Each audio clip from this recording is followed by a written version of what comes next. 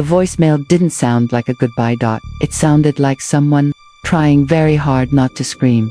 There was a pause at the start, just breathing. Not normal breathing, the kind that comes when your chest tightens and your body already knows something is wrong before your mind catches up. Then her voice, soft, shaky, almost whispering, "I think I'm not alone."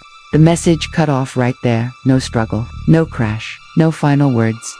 Just silence. Like someone had reached over and decided that was enough, and for months, that silence became the only thing anyone had left of Nancy Guthrie, until someone finally realized they had been looking in the wrong place the entire time.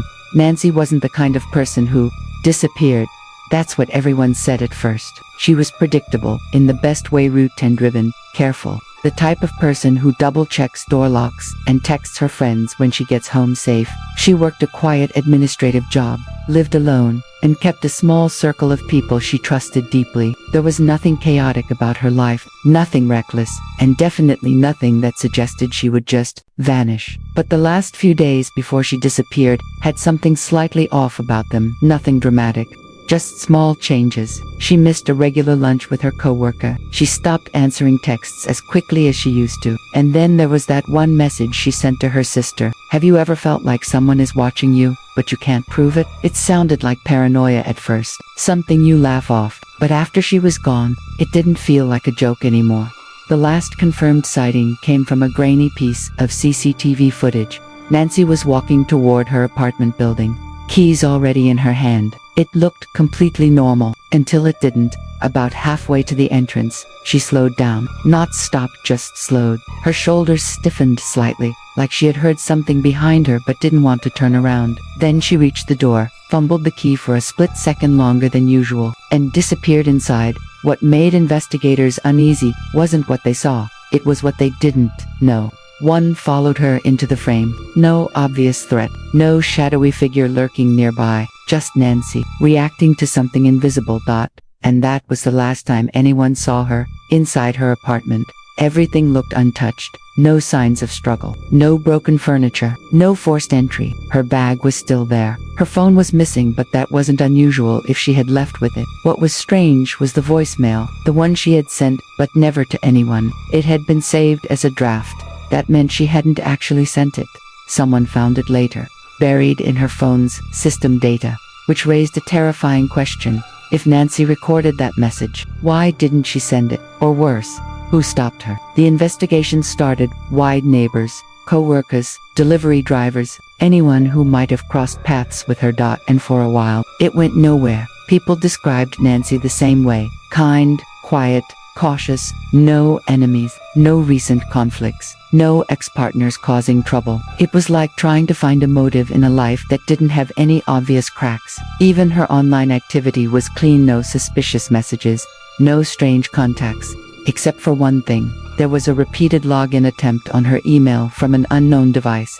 Just days before she disappeared, it had failed every time, but it kept happening, same time each night, like someone was trying, over and over, to get inside her life. Then came the first real lead. A neighbor reported hearing footsteps in the hallway late at night, deliberate pacing outside Nancy's door. At first, it didn't seem like much. Apartment buildings are noisy, but when investigators checked the building's access logs, they noticed something strange. There were entries, keycard swipes that didn't match any registered resident. Someone had been inside the building without living there, and they hadn't just come once, they had been there multiple nights. The focus shifted to the building itself. Cameras, entry points, maintenance, access, everything was rechecked. That's when they found something hidden in plain sight. A blind spot in the CCTV coverage, a narrow section of the hallway that the cameras just didn't capture. It was small, easy to overlook, but it led directly to Nancy's door. Whoever had been watching her knew exactly where the cameras couldn't see. Investigators dug deeper into the building's past. And that's when Nancy's name appeared somewhere unexpected, not in police records, not in complaints, but in a maintenance request from months earlier. She had reported hearing noises inside her walls, scratching, movement. It had been dismissed as plumbing issues, no follow-up, no inspection beyond a quick check. But now, it didn't feel like plumbing. A full structural search of the building was finally ordered. What they found changed everything. Behind the walls between the apartments there was a narrow maintenance crawl space, barely wide enough for a person to move through, dust-covered, rarely accessed, but not abandoned. There were footprints, fresh ones, food wrappers, a flashlight. Someone had been living inside the walls, watching, listening, and from that space, there was a small opening, directly into Nancy's apartment. The major twist came when they identified who had access. It wasn't a stranger. It was a former maintenance worker, someone who had worked in the building months earlier, before being quietly dismissed. No criminal record, no obvious warning signs, just someone who knew the layout, knew the blind spots, knew how to move unseen. And he hadn't really left. He had stayed, hidden inside the building itself, watching Nancy, learning her routines, waiting. The truth, when it finally came together, was worse than anyone imagined. That night, Nancy hadn't been reacting to something outside. She had sensed something inside. The man had entered her apartment through the wall, opening, silent, patient, already familiar with every inch of her space. The voicemail, the one she recorded but never sent, was her trying to process what she felt before she even saw him. "I think I'm not alone." She was right. He had been there long before that night, watching her sleep, listening to her calls, learning her fears.